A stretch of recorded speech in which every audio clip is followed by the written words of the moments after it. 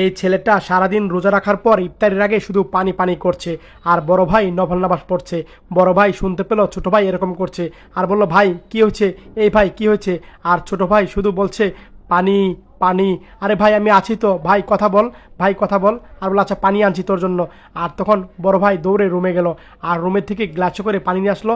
ভাই এই নে পানি। আর দেখতে পেল ছোট ভাই না ফেরা দেশে চলে গিয়েছে। আর এদিকে মাগরিবের আজান দিয়ে দিল। ছোট ভাই আজান দিয়েছে মাগরিবের, ইফতারি খোল, ছোট ভাই খা, এভাবে কথা বলছে। আর বসে বলল আল্লাহ তুমি আমার ভাইকে কি করেছো, এভাবে কথা বলছে।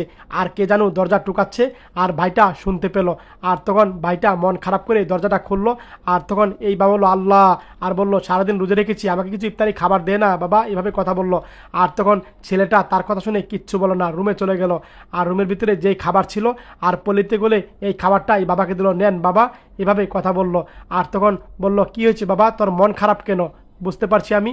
আর বললো আমার ভাই সারাদিন রোজা রেখেছিল, ইফতারির আগে না ফেরা দেশে চলে গিয়েছে পানি পানি বলে। আর তখন ভাইটা অবাক হয়ে গেল, আর ছেলেটা কান্না করছে।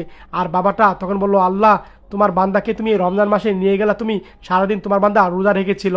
আর তখন এই ভাইটা শুনলো, আমাকে বাবা তোর ভিতরে নিয়ে চল, আল্লাহ তোর ভাইকে ঠিক করে দিবে, এভাবে কথা বলল।